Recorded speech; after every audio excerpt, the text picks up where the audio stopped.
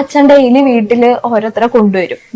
ഒരാമ്പിള്ളേരൊക്കെ കൊണ്ടുവന്നിട്ട് അമ്മേനെ കാണിച്ചിട്ട് പറയാം എന്ത് വേണേലും ചെയ്തോന്ന് പറയും. കസിൻസോ കാര്യങ്ങളോ ഒന്നും തന്നെ നമുക്കന്ന് ഉണ്ടായിരുന്നില്ല. അവര് മുതലെടുക്കുമായിരുന്നു. ഹായ് എവരി വൺ, അപ്പൊ പുതിയൊരു വീഡിയോയിലേക്ക് സ്വാഗതം. അപ്പൊ ഞാനിന്ന് വന്നിരിക്കുന്നത് സ്വന്തം അച്ഛൻ മരിച്ചപ്പോൾ സന്തോഷിച്ച സമാധാനിച്ച ഒരു പെൺകുട്ടിയെ അറിയാമോ? സോഷ്യൽ മീഡിയ ഇൻഫ്ലുവൻസറായ ആരതി കപ്പിളിലെ രേവതി എന്ന് പറയുന്ന ഒരു പെൺകുട്ടിയുണ്ട്. അച്ഛന്റെ മദ്യപാനം കാരണം താറുമാറായ ഒരു കുടുംബമായിരുന്നു രേവതിയുടേത്.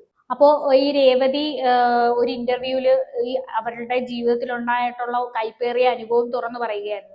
സത്യം പറഞ്ഞ കുട്ടിക്കാലത്തെ രേവതിയുടെ അനുഭവങ്ങളൊക്കെ കേട്ട് കഴിഞ്ഞാൽ നമുക്ക് ഭയങ്കരമായിട്ട് സങ്കടം തോന്നിപ്പോകും. രേവതിക്ക് കുറച്ച് അസുഖങ്ങൾ ഉണ്ടായിരുന്നു. അതുകൊണ്ടുള്ള ബുദ്ധിമുട്ടുകൾക്കിടയിലാണ് ഈ അച്ഛന്റെ മദ്യപാനം എന്ന് പറഞ്ഞാൽ അയാൾ എക്സ്ട്രീം മദ്യപാനത്തിന് അഡിക്റ്റ് ആയിരുന്നു.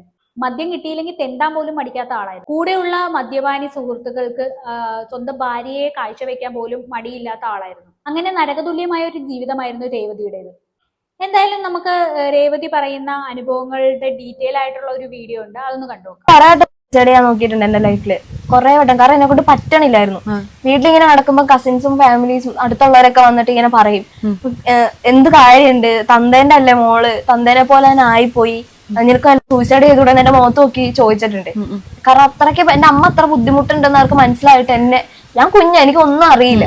എന്റെ അച്ഛന്റെ ബാക്ക്ഗ്രൗണ്ട് ഭയങ്കര മോശമാണ്. അപ്പൊ അച്ഛന്റെ കാര്യം ഇങ്ങനെ പറഞ്ഞിട്ട് തന്തേന്റെ അതേ വിത്ത, തന്തേ പോലെ അവളെ ഇട്ട് കഷ്ടപ്പെടുത്തിക്കോ എന്നൊക്കെ പറഞ്ഞിട്ടുണ്ട്. ഞാൻ പറഞ്ഞില്ലേ, രേവതിക്ക് ചില അസുഖങ്ങളൊക്കെ ഉണ്ടായിരുന്നു. അപ്പോ ഈ അപസ്മാരം പോലുള്ള അസുഖങ്ങളൊക്കെ ആയിരുന്നു അത്. അപ്പോ അയാൾ ഒരുപാട് മദ്യപിച്ചിട്ട് ഭാര്യയെ വന്ന് അടിക്കുകയും ഇടിക്കുകയൊക്കെ ചെയ്യുമായിരുന്നു. രേവതിയോട് എല്ലാവർക്കും ദേഷ്യവും ഒക്കെ ആയിരുന്നു. ഈ അസുഖം കൊണ്ട് എല്ലാവരും പറയുമായിരുന്നു അച്ഛനെ പോലെ തന്നെ അമ്മയെ കഷ്ടപ്പെടുത്താൻ ഉണ്ടായതാണെന്നൊക്കെ. എന്തൊരു കഷ്ടമാണല്ലേ, നമുക്കൊരു അസുഖങ്ങൾ വരുന്നത് അത് സ്വന്തമായിട്ട് വരുത്തി വെക്കുന്നതല്ലോ, വന്നു പോകുന്നില്ല. അതിന് വേണ്ടിയിട്ട് ആ അസുഖം വന്നതിന് വേണ്ടിയിട്ട് ബാക്കിയുള്ളവരെല്ലാരും കൂടെ ആ രേവതിയെ കുറ്റപ്പെടുത്തുമായിരുന്നു. അച്ഛനെ പോലെ എന്ന് പറയാൻ മദ്യപാനം വരുത്തി വെച്ച ഒരു കാര്യമല്ലേ, അതുപോലെ അല്ലല്ലോ അസുഖങ്ങൾ എന്ന് പറയുന്നത്. അസുഖം വന്നെന്നും പറഞ്ഞ ഒരു കുട്ടിയെ കുറ്റപ്പെടുത്തുക എന്ന് പറഞ്ഞാൽ എത്ര മോശമായിട്ടുള്ള കാര്യമാണെന്നൊന്ന് ആലോചിച്ച് നോക്ക്. ബാക്കി കാണാം. അപ്പൊ എന്റെ അമ്മയൊന്നും പറയില്ല. അമ്മയ്ക്ക് അങ്ങനെ എന്തെങ്കിലും പറഞ്ഞു കഴിഞ്ഞാൽ അത് അമ്മ എന്തെങ്കിലും പറഞ്ഞു കഴിഞ്ഞാൽ അത് പിന്നെ എനിക്കൊരു വിഷമാവും. അവരോട് ദേഷ്യപ്പെട്ട് കഴിഞ്ഞാൽ അത് പിന്നെ ഞങ്ങളെ ബാധിക്കും. അപ്പൊ ഞാൻ കുറെ വട്ടം വിചാരിച്ചു, വേണ്ട, ഇങ്ങനെ ഒരു അമ്മയ്ക്ക് ഇങ്ങനെ ഒരു ലൈഫ് കൊടുക്കണം വിചാരിച്ചിട്ട് കുറെ വട്ടം എന്റെ കയ്യിലൊക്കെ ഇപ്പോഴും നോക്കിയാലും സൂയിസൈഡ് ചെയ്ത കുറെ പാടൊക്കെ ഉണ്ട്. ആശുപത്രിയിലൊക്കെ കൊണ്ടുപോയിട്ടുണ്ട്, ഹോസ്പിറ്റലിൽ പോയിട്ടുണ്ട്. പിന്നെ കുറെ കൗൺസിലിംഗ് ഒക്കെ ചെയ്തിട്ട് എന്റെ അടുത്ത് ഇങ്ങനെ ഡോക്ടർമാരൊക്കെ ഇങ്ങനെ കുറെ പേര് സംസാരിച്ചിട്ടുണ്ട്. അങ്ങനൊന്നും വേണം, അത് ചിന്തിക്കണ്ട, അതൊക്കെ വിട്ടേക്കെന്നൊക്കെ പറഞ്ഞു. കാരണം എന്നെ കൊണ്ട് പറ്റണില്ല. കാരണം എന്നെ സപ്പോർട്ട് ചെയ്യാൻ ഒരാൾ എന്റെ കൂടെ ഉണ്ടായിരുന്നിട്ടില്ല. സപ്പോർട്ട് ചെയ്യാൻ ആരെങ്കിലും ഉണ്ടെങ്കിലാണ് നമുക്ക് ജീവിക്കാൻ. എന്തെങ്കിലും പറയാൻ, നന്നായിട്ട് തുറന്നു പറയാൻ ഒരാളുണ്ടെന്നുണ്ടെങ്കിൽ അതാണ് ഏതൊരു മനുഷ്യനും ഒരു സപ്പോർട്ട് സിസ്റ്റം ഉണ്ടായിരിക്കുക എന്ന് പറഞ്ഞാൽ വളരെ അത്യാവശ്യമാണ്. നമ്മൾ തകർന്നിരിക്കുന്ന സമയത്ത് ഒരു ചെറുവിരൽ കൊണ്ടെങ്കിലും നമ്മളെ സപ്പോർട്ട് ചെയ്യാൻ ഒരാളുണ്ടെങ്കിൽ അത് എത്ര വലുതാണെന്ന് അറിയാമോ? അതൊരു ഭാഗ്യമാണ്. പലർക്കും ആ ഒരു ഭാഗ്യം കിട്ടാറില്ല. അതുകൊണ്ടാണ് പലപ്പോഴും ഇവിടെ ആത്മഹത്യകൾ വരെ സംഭവിക്കുന്നത്. ഇവിടെ രേവതിയുടെ കാര്യം എടുത്താൽ തന്നെ അവൾക്ക് സപ്പോർട്ട് സിസ്റ്റം ഉണ്ടായിരുന്നില്ല. അച്ഛനാണെങ്കിൽ മദ്യപിച്ച് അവസാനം മഞ്ഞപ്പിത്തം വന്ന് മരിച്ചുപോയി. അമ്മയാണെങ്കിൽ ചെറുപ്പം തൊട്ടേ ദുരിതം പേറി ജീവിക്കുകയാണ്. ഇനി തന്റെ വിഷമം കൂടി പറയണ്ടെന്ന് വിചാരിച്ച് അമ്മയെ കൂടുതൽ വിഷമമാവുമല്ലോ. അതുകൊണ്ട് പറയണ്ടെന്ന് കരുതിയിട്ട് പുള്ളിക്കാരി അത് മനസ്സിൽ തന്നെ ഒതുക്കി നിൽക്കും. അതുകൊണ്ട് തന്നെ അവൾ അമ്മയോടൊന്നും പറയത്തില്ലായിരുന്നു. അമ്മയുടെ അടുത്ത് മാക്സിമം ചിരിച്ചു കളിച്ച് നിൽക്കാനാണ് രേവതി ശ്രമിച്ചിരുന്നത്. പറയാൻ പറ്റില്ല, കാരണം അമ്മ ഓൾറെഡി നല്ലോണം കഷ്ടപ്പെടുന്നുണ്ട്. ഞാൻ ഇത് പോയിട്ട് അമ്മയോട് പറഞ്ഞു കഴിഞ്ഞാൽ അമ്മ മെന്റലി ഡൗൺ ആയി പോകും. അപ്പൊ ഞാനും അമ്മയും പിന്നെ നന്നായിട്ട് സംസാരിച്ച് ഫുൾ ടൈം ചിരിച്ചു കളിച്ച് അങ്ങനെയൊക്കെ ഇരിക്കാറുള്ളൂ. വയ്യായ്കെന്നുള്ളൊരു കാര്യം അതിന് ചിന്തിക്കാറില്ല. വന്നു കഴിഞ്ഞു കഴിഞ്ഞാൽ അത് ഭയങ്കര പ്രശ്നമാണ്. എങ്ങനെ പോയാലും ഞാൻ ചിലപ്പോ കോമയിലായി പോയിട്ടുണ്ട്. 2-3 ഫിക്സ് ഒക്കെ വന്ന്, ഞാൻ പറഞ്ഞില്ലേ മൂക്കിന്ന് വായിന്ന് ബ്ലഡ് വന്നിട്ട് ഞാൻ കോമയിലായി പോയിട്ടുണ്ട്. എനിക്കൊരു റിലേഷൻഷിപ്പ് മുന്നേ ഉണ്ടായിരുന്നു. ആ ഒരു റിലേഷൻഷിപ്പ് ബ്രേക്കപ്പ് ആയപ്പോഴത്തേനും ഞാൻ കോമയിലായിട്ടുണ്ടായിരുന്നു.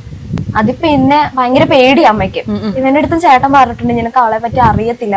ഞാനിപ്പോ ഇവനോട് പറഞ്ഞു, ഞങ്ങൾ ഇഷ്ടത്തിലായിരുന്ന സമയത്ത് ഞാൻ കുട്ടിയോട് പറഞ്ഞു, നീ എന്റെ ചേട്ടനോടൊന്ന് സംസാരിക്കേ, നീ ഒന്ന് വിളിച്ച് സംസാരിക്കാൻ പറഞ്ഞപ്പോഴത്തേനും കുട്ടി ഇങ്ങനെ സംസാരിച്ചപ്പോഴത്തേനും ചേട്ടൻ പറഞ്ഞു നിനക്ക് അവളെ പറ്റി അറിയില്ല, അവൾക്ക് ഇങ്ങനെ വയ്യായികളും പ്രശ്നങ്ങളൊക്കെ ഉള്ള, ഭാവിയിൽ നിന്നെ ഭയങ്കരമായിട്ട് ദോഷം ചെയ്യുന്നൊക്കെ പറഞ്ഞിട്ടുണ്ട്. അങ്ങനെ വിളിച്ച് അങ്ങനെ പറഞ്ഞു.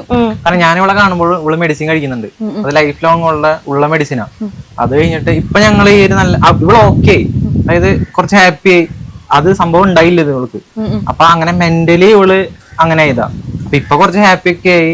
ഇപ്പൊ ഇവളുടെ ECG എടുത്തപ്പോ ചെറിയൊരു വേരിയേഷൻ, അത് അത്ര എമർജൻസി കേസ് അല്ല, ആ ഒരു ഇത് മാത്രമേ ഉള്ളൂ. ഇപ്പൊ മെഡിസിൻ ഇനി ഉപയോഗിക്കണ്ടെന്ന് പറഞ്ഞു. സന്തോഷമാണ് വേണ്ടത് അല്ലെ. മെന്റൽ ഹെൽത്ത് ഇല്ലാത്തത് കൊണ്ട് കൂടിയാണ് പെട്ടെന്ന് തളർന്നു പോകുന്നത്. കാരണം ഇവൾക്ക് ലൈഫ് ലോങ് മെഡിസിൻ ഉണ്ടായതാ. ആ മെഡിസിൻ ഇപ്പൊ എനിക്ക് ഭയങ്കരമായിട്ട് ദോഷം ചെയ്തോണ്ടിരിക്കും. എനിക്ക് ഭയങ്കര മറവിയാ. ഞാനിപ്പോ എവിടെയെങ്കിലും എന്തെങ്കിലും ഒരു സാധനം ഇപ്പൊ പുറത്തു പോകാൻ നിൽക്കുന്നു, ജസ്റ്റ് ത്രെഡ് ചെയ്യാൻ പോകുന്നതായിരിക്കും. പക്ഷെ ഞാൻ അവിടെ എത്തുമ്പോഴത്തേ ഞാൻ മറന്നു ഞാൻ എന്തിനാ വന്നേന്ന്. ഇപ്പൊ ഞാൻ കുറിച്ചിടും കുറെ കാര്യങ്ങൾ, ഇന്നത് കാര്യങ്ങൾ ചെയ്യണം. ഡയറി ഇപ്പൊ ഞാൻ ഡയറി എഴുതി തുടങ്ങി, എനിക്ക് ഇങ്ങനെ ചെയ്യണം. ഇപ്പൊ ഭയങ്കര മറവിയാ, ഭയങ്കര ശരിക്കും ഭയങ്കര മറവിയാ ഇപ്പൊ. കാരണം ആ ഒരു മെഡിസിൻ ഞാൻ പറഞ്ഞില്ലേ, എപ്റ്റോയിൻ എന്ന് പറയുന്ന ഗുളികയായിരുന്നു, അത് ശരിക്കും പ്രായമുള്ള ആൾക്കാർക്ക് കൊടുക്കുന്നതാ. അപ്പൊ അത് ഉണ്ടായിരുന്നുള്ളൂ എനിക്ക് തരാൻ വേണ്ടിട്ട്. അപ്പൊ ഡോക്ടർ പറഞ്ഞു കുറച്ച് നാൾ കഴിയുമ്പോൾ ഇത് സ്റ്റോപ്പ് ചെയ്യണം, ഇല്ലെങ്കിൽ ഇതുപോലെ ഭയങ്കരമായിട്ട് മറവി ഉണ്ടാവും. പക്ഷെ എനിക്ക് സ്റ്റോപ്പ് ചെയ്യാൻ പറ്റിയിട്ടേ ഇല്ല. സ്റ്റോപ്പ് ചെയ്ത് കഴിഞ്ഞാൽ വയ്യാണ്ടാവും. അങ്ങനെ അത് ഞാൻ ഒരു 3 വർഷം കണ്ടിന്യൂ ചെയ്താൽ മരുന്ന്. അത് പക്ഷെ ഇപ്പൊ എനിക്ക് ഭയങ്കര ബുദ്ധിമുട്ടാണ്. അതിന്റെ സൈഡ് എഫക്ട് ഇപ്പോഴാണ് വന്നത്. ശരിക്കും പറഞ്ഞാൽ എനിക്ക് ഇല്ലാത്ത അസുഖങ്ങൾ ഇപ്പൊ ഇല്ല. ശരിക്കും പറഞ്ഞാല് കുറെ അസുഖങ്ങളുണ്ട് എനിക്ക്. എന്തുവാണല്ലേ, ഭയങ്കര കഷ്ടമുണ്ട്. കാര്യം എന്താന്ന് വെച്ചാൽ ഈ ഇത്രയും ചെറുപ്പത്തിൽ ഇത്രയും അസുഖങ്ങളൊക്കെ ഉണ്ടെന്ന് പറഞ്ഞാൽ, അതും മറവി ഒക്കെ ഉണ്ടെന്ന് പറഞ്ഞു കഴിഞ്ഞാൽ ഭയങ്കര സംഭവമാണ്. അതും ഒരു അസുഖം മാറാൻ വേണ്ടി കഴിച്ച മരുന്നിന്റെ സൈഡ് എഫക്റ്റ് ആയിരുന്നു അത്. മനുഷ്യനെ മാറ്റിമറിക്കുന്ന മറവി പോലുള്ള ഒരു കണ്ടീഷൻ വരിക എന്ന് പറഞ്ഞു കഴിഞ്ഞാൽ അത് വലിയൊരു സംഭവമാണ്. സത്യം പറഞ്ഞാൽ ഇവരുടെ വീഡിയോസ് ഒക്കെ കാണുവാണെന്നുണ്ടെങ്കിൽ ഇവര് ഇത്രയധികം സ്ട്രഗിൾ ചെയ്യുന്നുണ്ട് ലൈഫിലെന്ന് നമുക്ക് തോന്നുകയില്ല. വേണമെങ്കിൽ ഞാൻ 1-2 റീലുകളൊക്കെ പ്ലേ ചെയ്ത് കാണിച്ചു.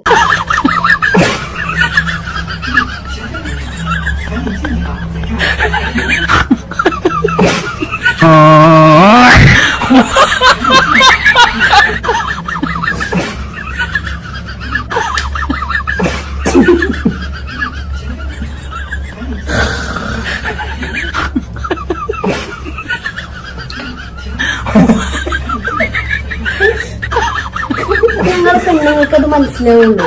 പിന്നെ comment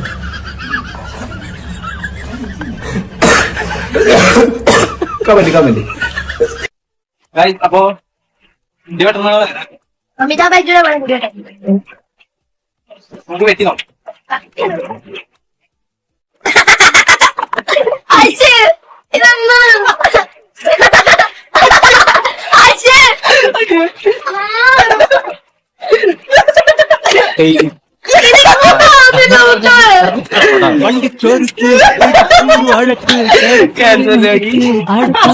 A few moments later.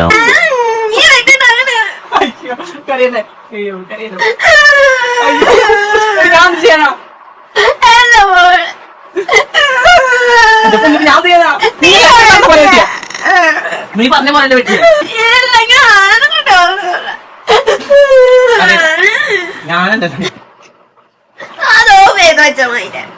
കണ്ടില്ലേ, ഇത്തരത്തിലുള്ള ഫൺ കണ്ടന്റുകളൊക്കെയാണ് ഇവര് അധികം ചെയ്യാറുള്ളത്. അതുകൊണ്ട് തന്നെ ഇവര് ജീവിതത്തിൽ ഇത്രയധികം കഷ്ടപ്പാടുകളിലൂടെ പോയതാണെന്ന് കേൾക്കുമ്പോൾ എല്ലാവരും ഒന്ന് ഞെട്ടും. അത് പിന്നെ അങ്ങനെയാണല്ലോ, റിയൽ ലൈഫും തമ്മിൽ ഒരിക്കലും കമ്പയർ ചെയ്യാൻ പറ്റില്ല. റീല് കണ്ട ആരുടെയും ജീവിതത്തെയും ജഡ്ജ് ചെയ്യാൻ പറ്റില്ല. ചിരിച്ചു കളിച്ച് നടക്കുന്നതും അല്ലെങ്കിൽ നമ്മളെ ചിരിപ്പിക്കുന്നതുമായ ഓരോരുത്തരുണ്ട്. അവരുടെ റിയൽ ലൈഫ് എന്ന് പറഞ്ഞു കഴിഞ്ഞാൽ വളരെ ശോകമായിരിക്കും. പിന്നെ ഇവര് ഫണ്ണായിട്ട് മാക്സിമം ഈ ഇതുപോലെ റീലും കാര്യങ്ങളൊക്കെ ചെയ്യുന്നതിൽ വേറൊരു കാര്യം കൂടി ഉണ്ട്. അത് വേറൊന്നുമല്ല, ഈ രേവതിയുടെ അസുഖം തന്നെയാണ്. അപ്പോ രേവതിയുടെ അസുഖങ്ങളെ കുറിച്ച് ഓർത്താണ്, ആ അസുഖങ്ങളെ കുറിച്ച് ഓർക്കാതിരിക്കാനും അല്ലെന്നുണ്ടെങ്കിൽ അവളെ സന്തോഷിപ്പിക്കാനും വേണ്ടിയിട്ടാണ് ഭർത്താവായിട്ടുള്ള ആ പുള്ളിക്കാരൻ ഇവളെ ഇങ്ങനെയൊക്കെ ഓരോ ഫൺ വീഡിയോസും കാര്യങ്ങളൊക്കെ ചെയ്യിപ്പിക്കുന്നത്. ആ ഒരു സപ്പോർട്ട് ഉള്ളത് കൊണ്ട് തന്നെ ഈ രേവതി ഒരുപാട് ബെറ്റർ ആവുകയും ചെയ്തിട്ടുണ്ട്. എന്നാലും ഇവരുടെ ഇന്റർവ്യൂയുടെ ബാക്കി ഭാഗം കൂടെ കണ്ടു. അച്ഛനെന്ന് നമുക്ക് പേര് കൊണ്ട് മാത്രമേ ഉള്ളൂ. ആ ഒരാളുടെ സാന്നിധ്യം ഇന്നേ വരെ എനിക്ക് കിട്ടിയിട്ടുണ്ടായിരുന്നു. ഞാൻ പറഞ്ഞില്ലേ, എനിക്ക് അച്ഛനും അമ്മയും ഉള്ള കുട്ടികളെ ഇങ്ങനെയൊക്കെ കാണുമ്പോൾ തന്നെ ഭയങ്കര സങ്കടമാണ്. ഞാൻ പ്രസവിച്ച് കുറച്ച് കഴിഞ്ഞപ്പോ തന്നെ അച്ഛനും അമ്മയും തമ്മിൽ ഭയങ്കര പ്രശ്നങ്ങളായി. ആള് ഭയങ്കരമായിട്ട് വെള്ളമടിക്കായിരുന്നു. അച്ഛൻ എന്റെ വീടെന്ന് പറഞ്ഞാല് ചാണകം മെഴുകിയ ഒരു വീടാ. അപ്പം ആള് അത്യാവശ്യം ആളുടെ ഒരു ബാക്ക്ഗ്രൗണ്ട് നോക്കുകയാണെങ്കിൽ ആൾ അത്യാവശ്യം നല്ലോണം ക്യാഷും കാര്യങ്ങളൊക്കെ ഉണ്ടായിരുന്നതാണ്. ഞങ്ങൾക്ക് എല്ലാം ഉണ്ടായിരുന്നായിരുന്നു, പൈസക്ക് പൈസ എല്ലാം ഉണ്ടായിരുന്ന വീടും കാര്യങ്ങളൊക്കെ. അച്ഛനെല്ലാം നശിപ്പിച്ചു, വെള്ളം അടിച്ചിട്ടാണ് കുടിച്ച് കാശ് കളയാൻ വേണ്ടിട്ടൊക്കെ കളഞ്ഞു. എന്നിട്ട് അമ്മേനെ ഒരുപാട് ഉപദ്രവിച്ചിട്ടുണ്ട്. ഞങ്ങൾക്ക് വേറൊരു കുട്ടി ഉണ്ടായിരുന്നു. അമ്മ പ്രഗ്നന്റ് ആയിരുന്ന സമയത്ത് അമ്മ ഇങ്ങനെ കട്ടൻ ഇങ്ങനെ വിരിച്ചോണ്ടിരിക്കുക, ചാണകം മെഴുകിയ വീട്. അപ്പൊ ഒറ്റൊരു ഹാള് മാത്രമേ ഉള്ളൂ, ഇതിലെല്ലാം നടന്നു പോകുന്നത്. അപ്പൊ ഇങ്ങനെ കട്ടൻ ഇങ്ങനെ വിരിച്ചോണ്ടിരുന്നപ്പോഴത്തേനും സ്റ്റൂളിലാണ് അമ്മ കയറി നിൽക്കുന്നത്. അച്ഛൻ വെള്ളം അടിച്ചിട്ട് വന്നിട്ട് കോടാലെടുത്തിട്ട് ആ സ്റ്റൂള് വെട്ടിക്കളഞ്ഞു കാല്. അമ്മ മേലേന്ന് വന്ന് താഴേക്ക് വീണിട്ട് അമ്മേന്റെ വയറ്റിണ്ടായിരുന്ന കുട്ടി മരിച്ചുപോയി. ഈ മദ്യപാനം എന്ന് പറയുന്നത് എന്തൊരു വലിയ വില്ലനാണല്ലേ, പ്രത്യേകിച്ചും പഴയ കാലത്ത്. ഇപ്പം അങ്ങനെയല്ല കേട്ടോ. ഇപ്പൊ എന്ന് പറഞ്ഞാൽ മദ്യപാനത്തിനേക്കാളും കൂടുതൽ വേറെ പല കാര്യങ്ങളും ഉണ്ട്. പക്ഷെ കുറച്ച് മുമ്പ് വരെ ഈ കേരളത്തിലെ ഏറ്റവും വലിയ വില്ലൻ എന്ന് പറയുന്നത് മദ്യപാനം തന്നെയായിരുന്നു. ഇന്നും വലിയ മാറ്റം വന്നു എന്നൊന്നും പറയാനും പറ്റത്തില്ല. മറ്റ് ലഹരികളുടെ ഉപയോഗം കൂടിയത് കൂടാതെ തന്നെ ഇപ്പോഴും മദ്യപാനം തുടർന്നുകൊണ്ട് പോകുന്ന ഒരുപാട് പേരുണ്ട്. പണ്ടത്തെ അപേക്ഷിച്ച് കുറച്ച് കുറവാണ്. ബാക്കിയുള്ള MDMA, കഞ്ചാവ് അങ്ങനെയുള്ള കാര്യങ്ങളൊക്കെയാണ് ഇപ്പൊ കൂടുതൽ ഉപയോഗിക്കുന്നത്. ആരെയും ശല്യപ്പെടുത്താതെ 2 പെഗ്ഗും അടിച്ച് വീട്ടിൽ പോയി കിടന്ന് ഉറങ്ങുവാണെങ്കിൽ യാതൊരു കുഴപ്പമില്ല. പക്ഷെ മലയാളികൾക്ക് വേറൊരു കാര്യമുണ്ട്, ഈ വയറ് നിറയുന്ന പോലെ ദാഹം തീർക്കാൻ വെള്ളം കുടിക്കുന്ന പോലെ വേണം ഇങ്ങനെ ഈ മദ്യം കുടിച്ചുകൊണ്ടിരിക്കാനായിട്ട്. ഈ മൂക്കറ്റം കുടിക്കുക എന്നൊക്കെ കേട്ടിട്ടില്ലേ, അത് തന്നെ അവസ്ഥ. ഇവരുടെ ഒരു ഇതെന്ന് വെച്ച് കഴിഞ്ഞാല് വയറ് നിറയെ മൂക്കറ്റവും വെള്ളവും കുടിച്ച് 4 കാലിൽ ആടി ചെന്ന് വീട്ടിൽ ചെന്ന് പെണ്ണുമ്പിളയും 2 അടി അടിച്ച് ചോറ് പാത്രവും വലിച്ചെറിഞ്ഞ് ബഹളം ഉണ്ടാക്കി കിടന്നുറങ്ങണം. അതാണ് ഇവരുടെയൊക്കെ ഒരു രീതി എന്ന് പറയുന്നത്. ആരെയും ബുദ്ധിമുട്ടിക്കാതെ നല്ല രീതിയിൽ മദ്യപിച്ച് പോകുന്ന ആൾക്കാരും ഉണ്ട് കേട്ടോ, അറിയത്ത് പോലും ഇല്ല അവർ മദ്യപിച്ചിട്ടുണ്ടെന്ന്. പക്ഷെ അലമ്പന്മാരാണ് കേട്ടോ കൂടുതലുള്ളത്. ഇന്നും എന്തെങ്കിലും ആഘോഷ ദിവസങ്ങളൊക്കെ വന്നു കഴിഞ്ഞു കഴിഞ്ഞാൽ കാണണം. മദ്യപിച്ചു കഴിഞ്ഞാൽ ചിലർക്കൊക്കെ സ്വന്തം മോളാണോ ഗർഭിണിയായിട്ടുള്ള ഭാര്യയാണോ എന്നൊന്നും ചിന്തയില്ല. അതുകൊണ്ട് തന്നെയാണ് മദ്യം നിരോധിക്കണമെന്ന് പലരും ആവശ്യപ്പെടാൻ കാരണം. ഞാൻ 4ാം ക്ലാസ് എത്തിയപ്പോ തന്നെ ആള് മരിച്ചു പോയിണ്ടായിരുന്നു. അച്ഛൻ മരിച്ചോ? അച്ഛൻ മരിച്ചു. എന്തോ ഭാഗ്യം, ഇല്ലായിരുന്നു അമ്മ ഇപ്പോഴും നരയിച്ചേനെ. എന്റെ ഏറ്റവും വലിയൊരു ആഗ്രഹം എന്ന് വെച്ചാൽ ഇപ്പൊ മദ്യപാനം നിർത്തണമെന്നുള്ള, കാരണം അത് കാരണം തകർന്നു പോയത് ഞങ്ങളുടെ കുടുംബം, ഇപ്പോഴും തകർന്നുകൊണ്ടിരിക്കുക. അപ്പം അത് ആ ഒരു കാര്യം നടക്കായിരുന്നെങ്കിൽ, ആ ഒരു കാര്യം ഇല്ലായിരുന്നെങ്കിൽ എന്റെ അച്ഛനിപ്പോ എന്റെ കൂടെ ഉണ്ടായിരുന്നേനെ, നല്ലൊരു അച്ഛനായിട്ട് എനിക്ക് ഉണ്ടായിരുന്നേനെ. ഇനി 4ാം ക്ലാസ്സിൽ ഹോസ്റ്റലിൽ പഠിച്ചുകൊണ്ടിരുന്നപ്പോഴാ അച്ഛൻ മരിച്ചു, അടക്കവും കാര്യങ്ങളെല്ലാം കഴിഞ്ഞപ്പോ ആള് റോഡിൽ കിടന്ന, ഡ്രസ്സൊന്നും ഉണ്ടായിരുന്നില്ല. പെട്ടെന്ന് ആൾക്ക് മഞ്ഞപ്പിത്തം കൂടി റോഡിൽ കിടന്ന് തന്നെ മരിച്ചു. അപ്പൊ അമ്മേനെ ഇങ്ങനെ അവിടുത്തെ ആൾക്കാരെ വിളിച്ച് അറിയിച്ചു, അങ്ങനെ ബോഡി കൊണ്ടുപോകായിരുന്നു. അപ്പൊ അമ്മ ഇങ്ങനെ വന്നിട്ട് പറഞ്ഞു, അച്ഛൻ മരിച്ചുപോയി, അച്ഛന് മഞ്ഞപ്പിത്തം വന്നിട്ട് ഇങ്ങനെ റോഡിൽ കിടന്നാ മരിച്ചേ. ഞാൻ അത്രേ ഉള്ളോ, അതിനിപ്പോ എന്താ പ്രശ്നം, അമ്മയ്ക്ക് ഇപ്പൊ സമാധാനം സന്തോഷം, ഇനി ജീവിച്ചുകൂടെ എന്ന് ചോദിച്ചു. അങ്ങനെ ഞാൻ ചോദിച്ചു, ഞാൻ 4ാം ക്ലാസ്സിൽ പഠിക്കാറുണ്ട്, 4ാം ക്ലാസ്സിലെ ഓണത്തിന്റെ അവധിക്ക് പോവാണ്. അപ്പൊ അമ്മ പറഞ്ഞു എനിക്ക് വിഷമില്ല. ഞാൻ ചോദിച്ചു എന്തിനാ വിഷമിക്കുക, നമുക്ക് അങ്ങനെ ഒരാളുണ്ടെങ്കിൽ നമ്മുടെ കൂടെ ഉണ്ടെങ്കിലല്ലേ വിഷമിക്കാം. നോക്കിയിട്ടില്ല, അച്ഛന്റെ ഒരു കെയറോ കാര്യങ്ങളോ ഒന്നുമില്ല, പിന്നെ എന്തിനാ അമ്മയ്ക്കും അങ്ങനെ. അപ്പൊ ഞങ്ങളിങ്ങനെ സംസാരിക്കും. ഇപ്പൊ ഞാനിങ്ങനെ അച്ഛന്റെ ഒരു കേസും കാര്യങ്ങളൊക്കെ പറയുമ്പോ അമ്മ ഇങ്ങനെ പയ്യട്ടി ചിരിക്കാറുണ്ട്. പിന്നെ അച്ഛനെ ജയിലിലൊക്കെ ആക്കുമ്പോഴത്തേനും ഞങ്ങൾ പണ്ട് അഭിനയിച്ച് കാണിക്കുമായിരുന്നു, ഞാനും അമ്മയും കൂടെ. അച്ഛനിങ്ങനെ പോലീസിലൊക്കെ പിടിച്ചോണ്ട് പോകുമ്പോ അമ്മ തന്നെയാണ് പോയി ഇറക്കാറ്. അമ്മ കരഞ്ഞ് വിളിച്ച് സാറേ വിടണം എന്നൊക്കെ പറഞ്ഞ് കാലിലൊക്കെ പിടിച്ച് കെഞ്ചിയിട്ടൊക്കെ വിട്ടിട്ടുണ്ട്. അമ്മ എപ്പോഴും പിടിച്ചോണ്ട് പോയി കഴിഞ്ഞാൽ അപ്പൊ തന്നെ പോയിട്ട് ആളെ എങ്ങനെങ്കിലൊക്കെ ഇറക്കിയിട്ട് വരും. ഞാൻ സ്കൂളിൽ പഠിച്ചോണ്ടിരുന്ന ടൈമില് എന്നെ അച്ഛൻ വിളിച്ചോണ്ട് പോയി. എന്നെ വിളിച്ചോണ്ട് പോകുന്നത് ആൾക്ക് കുടിക്കാൻ പൈസ ഇല്ല, ഷാപ്പിൽ കൊണ്ടിരുത്തിയിട്ട് അടുത്ത ഓണറിന്റെ അടുത്ത് ഇതെന്റെ കുട്ടിയാണ്, ഇവരെ നിങ്ങൾ എടുത്തോണ്ട് എനിക്ക് കുടിക്കാൻ മദ്യം തരണമെന്ന് പറഞ്ഞു. അപ്പൊ എന്നെ സ്കൂളിൽ നിന്ന് സ്കൂൾ വിട്ട് കഴിഞ്ഞപ്പോഴത്തേനും പിള്ളേര് കണ്ടിട്ട് പറഞ്ഞു, രവതിന്റെ അച്ഛൻ വിളിച്ചോണ്ട് പോയിട്ടുണ്ടായിരുന്നു എന്ന് ഇങ്ങനെ പറഞ്ഞു അമ്മയടുത്ത്. അപ്പൊ അമ്മ ഇങ്ങനെ തപ്പി പിടിച്ച് ഞങ്ങളുടെ ഉള്ള ഒരു ബാറിൽ അമ്മ വന്നു. എല്ലാവരും എനിക്കറിയില്ല എന്റെ അവസ്ഥ എന്തായേനെന്ന്. സ്വന്തം അച്ഛൻ തന്നെ അല്ല. പിന്നെ എനിക്ക് സംശയമായിരുന്നു, ഇതെന്റെ അച്ഛൻ തന്നെ ആണോ ഇങ്ങനെ കാണിക്കുന്നത്, എന്തിനിങ്ങനെ കാണിക്കുന്നത്. പറഞ്ഞാൽ ഭയങ്കര ഒരു ഭ്രാന്ത് പോലെ ഈ മദ്യം എന്ന് പറയുന്നത്. ഇവിടെ ഈ നാട്ടിലൊന്നും മദ്യ നിരോധനം ഒന്നും നടക്കുമെന്ന് എനിക്ക് തോന്നുന്നില്ല. എന്തൊരു അവസ്ഥയാണല്ലേ. ഇതൊന്നുമല്ല, ഈ മദ്യപിച്ചു കഴിഞ്ഞിട്ട് ഈ റോഡിൽ നിന്നൊക്കെ വീട്ടിലേക്ക് ഈ ഓരോ ആൾക്കാരെ വിളിച്ചു വരുന്ന ഒരു കഥയുണ്ട്. എന്തിനാണെന്നറിയാം, അമ്മയുടെ കൂടെ കിടക്കാൻ വേണ്ടിയിട്ട്.